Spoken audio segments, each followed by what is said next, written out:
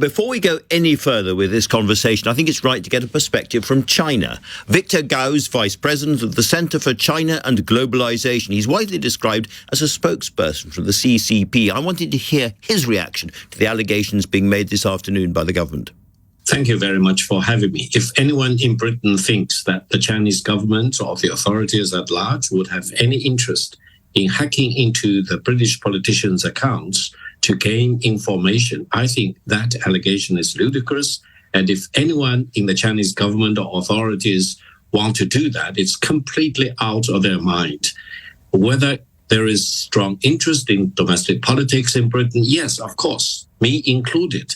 But whether anyone wants to hack into the British system to influence the election result, it's completely ridiculous. No one in China believes he or she can influence the elections in Britain. The British system is very, very different from the Chinese system.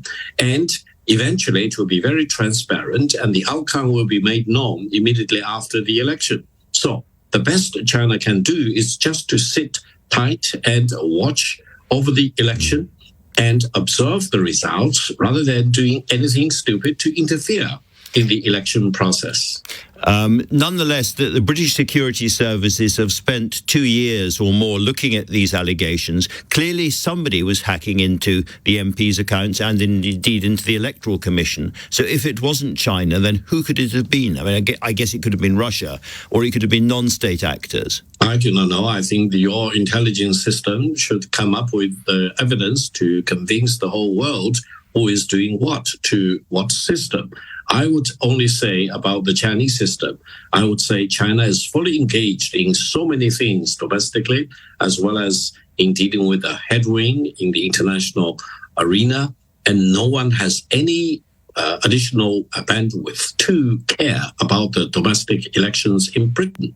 It's completely none of our business.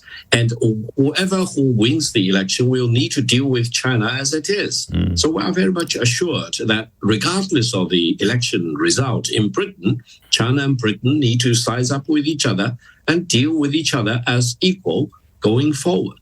At the beginning of the programme, I raised the question as to whether, given that China is the world's largest economy and that trade between China and Britain is now said to be worth about £100 billion, it would be possible for Britain to cut off from China, regard China as an enemy and turn her back. What would your view be? China is the largest trading partner with more than 130 nations in the world. China's manufacturing output is larger than the combined amount of the United States, Germany, France, and many other countries combined together.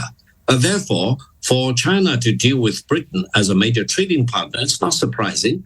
Whether China-British trade should be made more balanced, that's, of course, will be a better result. But for Britain to be cut off from China as a trading partner, I think the loss will be both the British loss as well as the Chinese loss.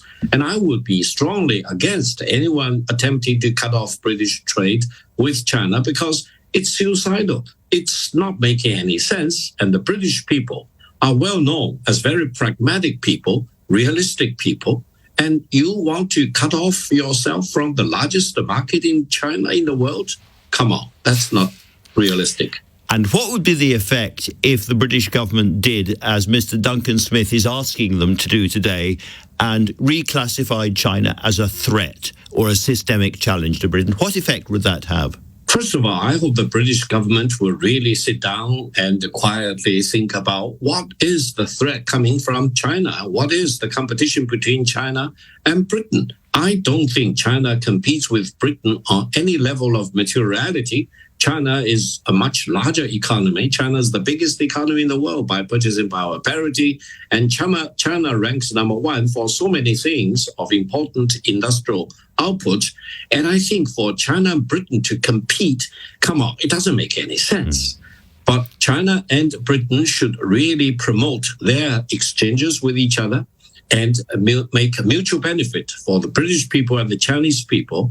And I will be a big fan promoting China-British friendship and cooperation rather than damaging such excellent cooperation between our two great nations. Right, Mr. Gao, thank you very much indeed for talking to LBC today.